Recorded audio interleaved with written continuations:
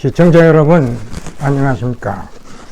여기는 이영기의 독일 이야기 TV입니다.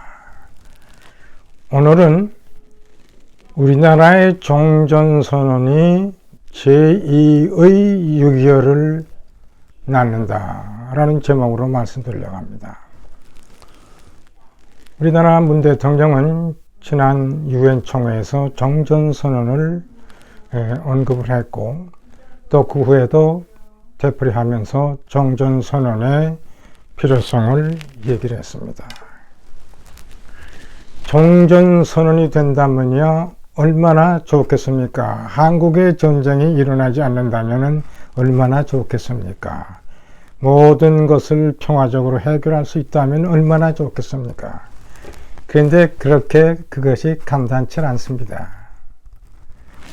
종전선언을 하게 되면요, 우선 유엔과의 관계가 사라질 것이고, 한미동맹이 흔들립니다. 또 미군이 우리나라로부터 철수할 가능성이 농후해집니다. 이런 상황에서 어떤 일이 벌어질 수 있을까요?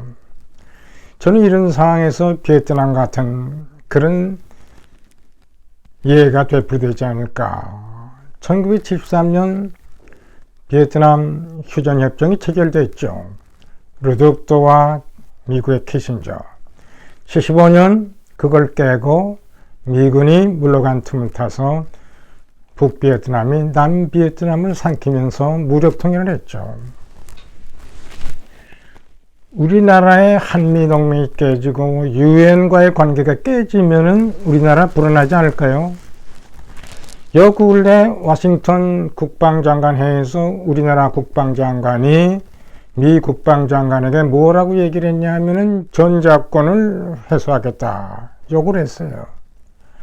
미국의 군사제대 원칙상 전자권은 미국 입장에서 절대 어느 곳에나 지금까지 양보한 적이 없습니다. 나토의 경우도 마찬가지죠.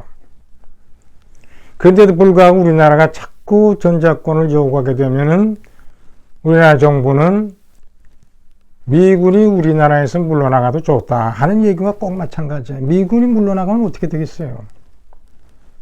이북에서의 침략이 가능하지 않을까요? 이번 75년 노동당 기념일을 통해서 북한은 대대적인 열병식을 했어요. 그 독일 신문을 제가 다 이리저리 봅니다만은 그 인터컨티넨탈 라켓, 대륙간 탄도미사일, 그 어마어마한 그 미사일을 신문에 나타나는 것을 보면서 이쪽 신문들은 모두가 하나의 괴물로 취급하더라고요. 괴물 같은 존재가 나타났다 이겁니다. 그런데 이런 괴물 같은 존재가 나타난데도 불구하고 이번에 그들의 군사적인 행렬은 어마어마한 규모의 전시효과를 보는 거 아니겠어요? 탄도미사일만 아닙니다. 대륙간 탄도미사일만 아니에요. 거기에는 단거리, 중거리, 장거리 미사일 모두가 포진되어 있어요. 탱크가 흘러가고 있어요. 장갑차가 흘러가고 있어요. 방사포가 흘러가고 있어요. 모든 군사체제의 우월성을 나타내는 하나의 좋은 하나의 전시효과를 보고 있지 않냐. 이것이 정치적인 군사적이든 이번 북한의 열병식은 대단한 효과를 전 본다고 봅니다. 비록 북한 안에 모든 사람들이 경제적으로 굶어 죽고 어려움을 처해도 거기에 개의치 않고 우선은 군 발전에 모든 것을 투자한다는 그런 것을 우리에게 보여줬습니다. 아주 우리에게는 위험한 존재죠. 그리고 흔히들 북한이 핵을 포기할 것이다 이렇게 얘기를 합니다만은 절대 북한은 핵을 포기하지 않아요. 이번에 재밌는 기사를 제가 독일 신문에서 봤습니다만은 디벨트라는 신문에 북한이 핵을 포기할 수 없다는 그 기사를 일본 이조자키 케이오 대학의 교수가 말한 의견을 제시했더라고요. 아주 재미있는 표현이에요.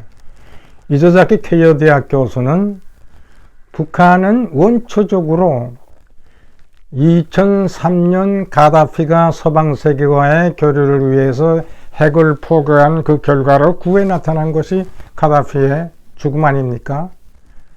절대 핵을 포기하면 가다피와 같은 그런 운명이 처할 것이다 하는 그런 원초적인 두려움이 있기 때문에 북한은 죽어도 결코 핵을 포기하지 않는다.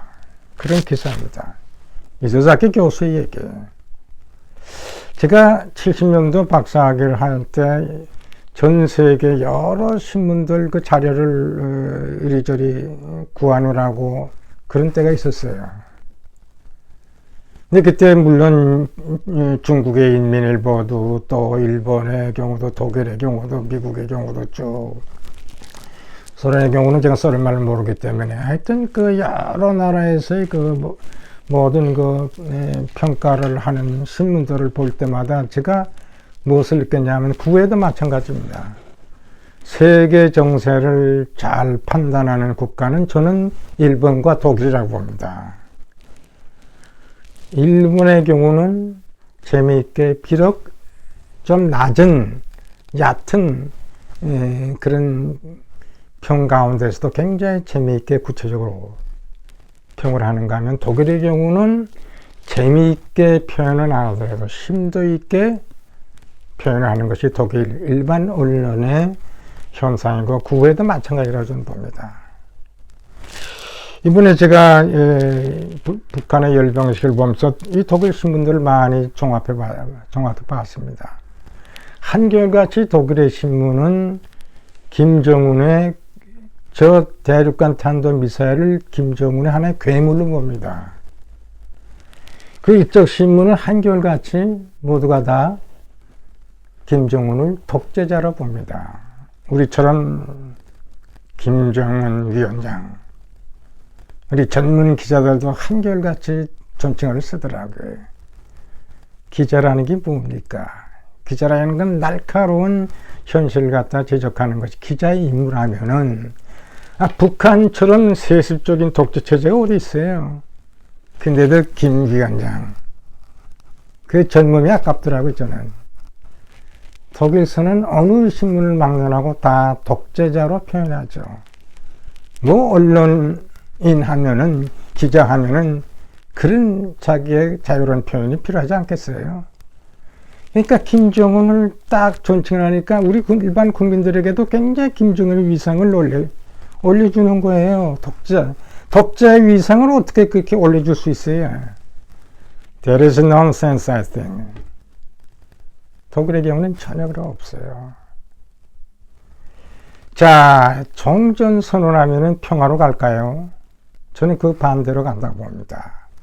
우리나라가 미군이 철수하죠. 한미동맹이 깨죠. 유엔과의 관계가 허물어지죠.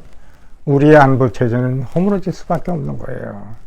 자, 이럴 때 북한이 가만히 있겠어요? 북한은 북한대로 경제 문제가 많죠. 또 혹자는 북한도 언제 올라갈지 모른다는 그런 많은 의견도 나오고 있지 않습니까? 그러나 이런 기회에 우리의 허점을 찌를 수 있는 좋은 기회가 그들에게는 올 수 있지 않겠어요? 바로 종전 선언할 때, 우리의 안보가 허물어질 때 그들은 이번에 병력에서 보여준 것처럼 그들의 강력한 군사 체제를 충분히 활용할 가능성이 많은 거죠. 독일의 저명한 진보지로 제가 자주 봅니다만은 süddeutsche Zeitung, 남독 신문, 위훈현에서 발행이 됩니다. 이 신문은 진보지로 유명해요. 이번에 북한의 병력의식과 관련해서 이 기사를 보니까 만약에 한국에서의 전쟁이 일어나게 될 경우 북한은 이번에 보여준 것처럼 군사적인 그런 좋은 체제가 이 전쟁에 유리하게 전개되지 않을까, 그런 기사를 썼어요. 그래서 앞으로 우리 한반도의 장래가 어떻게 될지 모르겠다고, 다만 중대한 어떤 사건들이 일어나지 않을까, 그런 그 예언을 여기다 해놨습니다. 전쟁이 일어날 경우 그들은 유리한 조건을 구축하지 않았나. 이번 북한의 병렬식을 그렇게 평가를 했습니다. 우리 귀담아 드려야 돼요. 자, 이러한 관계에서 우리가 종전선언을 한다. 평화라는 것은 안보를 뒷받침할 때 가능한 거예요. 제가 너무 강조하지만 독일의 통일 어떻게 됐어요?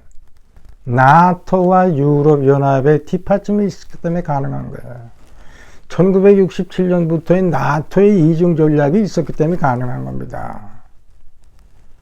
근데 우리 한미동맹이 깨지고 유엔 관계가 흐트러지고 그런 가운데서 전쟁이 일어났을 때 우리가 어떻게 이 난국을 타개할 수 있다고 여러분 생각합니까? 말로는 좋아요. 종전선언 얼마나 평화적이에요. 그것도 유엔 총회에서.